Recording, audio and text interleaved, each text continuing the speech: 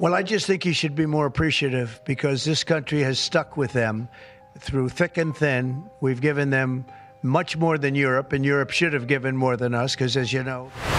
Resmi, baru-baru ini Presiden Donald Trump akhirnya memerintahkan Amerika Serikat untuk menghentikan bantuannya kepada Ukraina, di mana dalam konfirmasi dari seorang pejabat Gedung Putih, dijelaskan bahwa Trump berfokus pada pencapaian kesepakatan damai untuk mengakhiri perang, dan menginginkan Zelensky berkomitmen pada tujuan tersebut, di mana untuk itu Amerika Serikat menunda dan meninjau bantuannya ke Ukraina.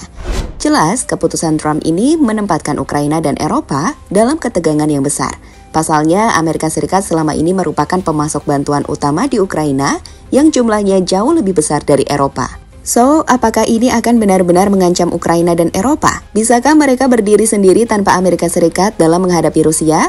Inilah yang telah kita rangkum dalam video berikut ini.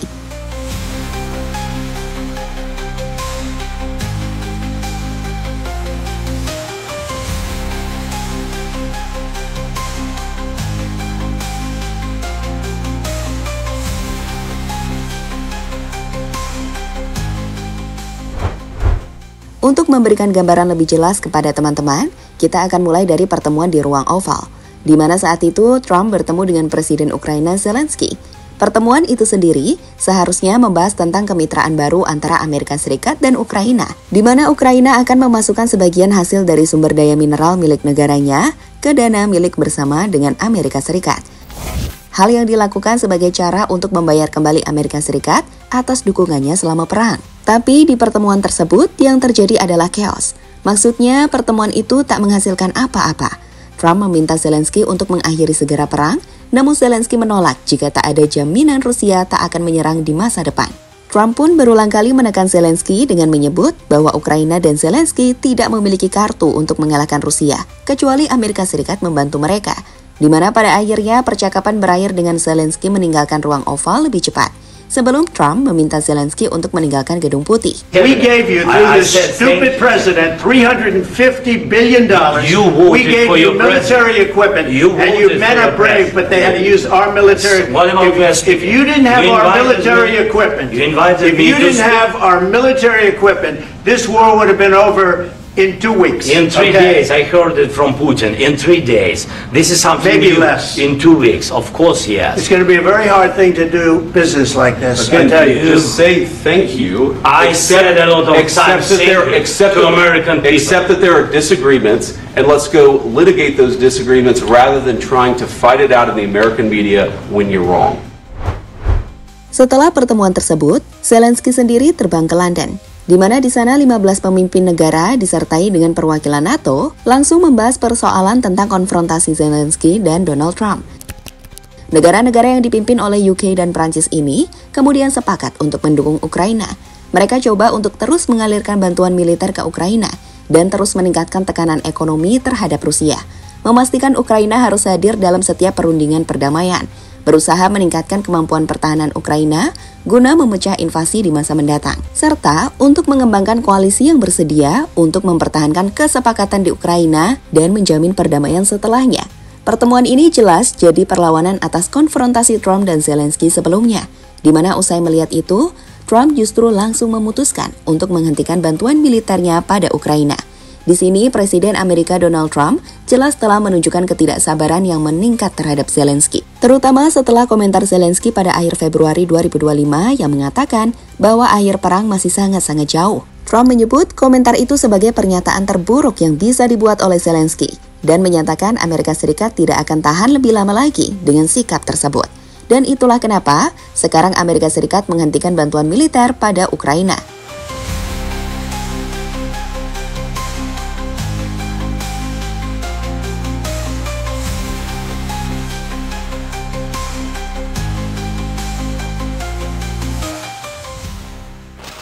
Penghentian bantuan ke Ukraina dan tujuan Trump. Dengan perintah Trump untuk penghentian sementara atau pause, semua bantuan militer dan bantuan lainnya ke Ukraina, termasuk pengiriman senjata, amunisi, dan dana yang sudah disetujui oleh Kongres Amerika Serikat.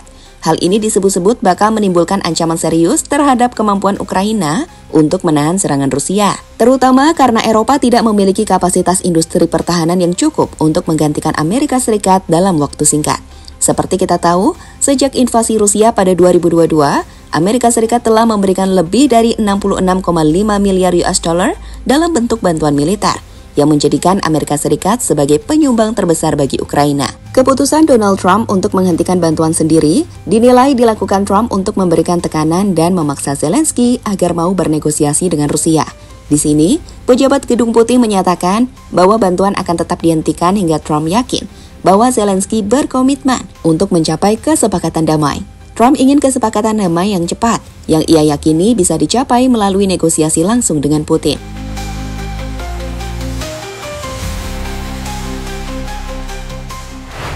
Oh ya, selain itu, keputusan penghentian bantuan ini juga dihubungkan dengan kegagalan menandatangani kesepakatan mineral langka yang akan memberikan Amerika Serikat akses ke sumber daya Ukraina sebagai pengganti bantuan yang diberikan. Sederhananya, Amerika Serikat memang mau memiliki sumber daya langka Ukraina nggak sih kalau gini?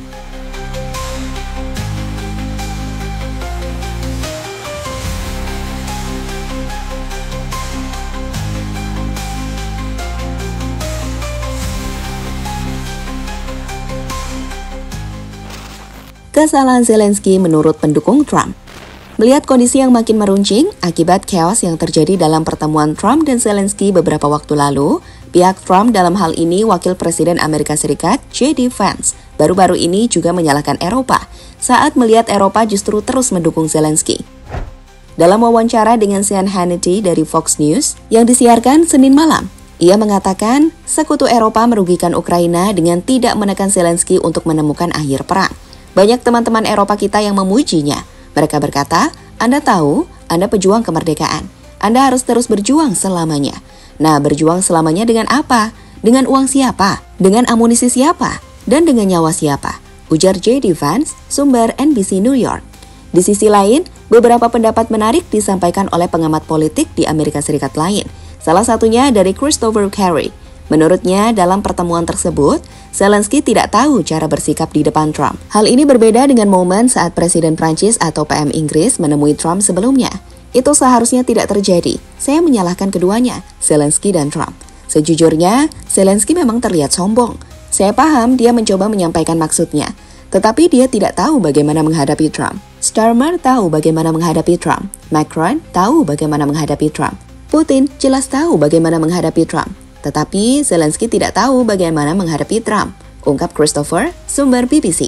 Sementara itu, Ali Resteli mengatakan, saya ingin membantu mereka semampu kami, tetapi kami tidak bisa terus-terusan memberi, dan memberi. Zelensky punya alasan kuat untuk menginginkan lebih, tetapi saya merasa dia salah karena memintanya dengan cara seperti itu.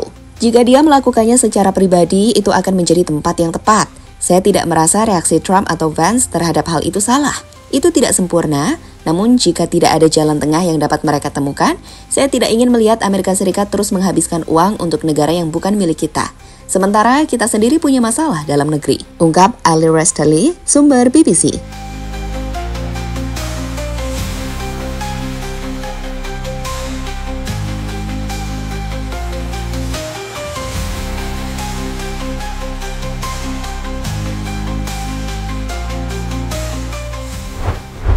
Ada yang mendukung Trump, ada juga yang mengkritiknya. Salah satunya adalah anggota DPR dari Partai Demokrat dan Goldman, yang menyebut bahwa penghentian bantuan tersebut merupakan pemerasan lain terhadap Zelensky. Ini adalah kebalikan dari perdamaian melalui kekuatan. Sebaliknya, ini adalah pemerasan lain terhadap Presiden Zelensky. Menahan bantuan secara ilegal agar Presiden Zelensky menyetujui kesepakatan mineral, ujar Dan Goldman, sumber NBC New York.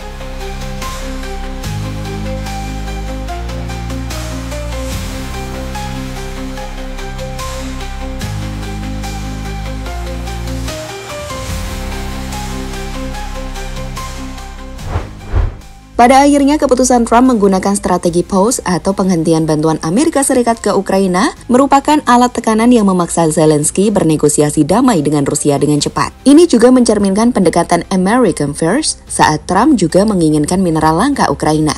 Di sisi lain, keputusan ini menciptakan ketidakpastian besar bagi Ukraina, melemahkan Eropa, dan memperkuat posisi Rusia. Banyak kritik pun muncul. Namun di sisi lain, Trump melihat ini sebagai langkah menuju perdamaian.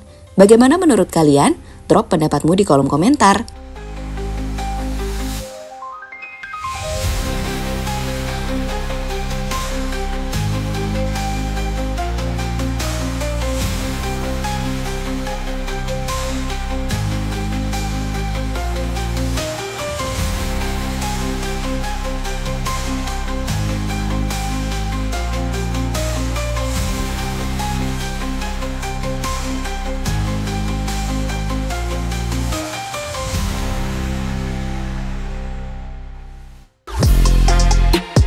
Halo, izin iklan sebentar ya guys. Jadikan ruangmu bernuansa Timnas. Temukan beragam poster dinding, sepak bola dan Timnas dengan desain menawan, kualitas premium dan harga yang tidak akan menguras kantong. Segera klik link Shopee di deskripsi video ini dan dukung Timnas dengan sepenuh hati. Mulai dari dinding rumahmu.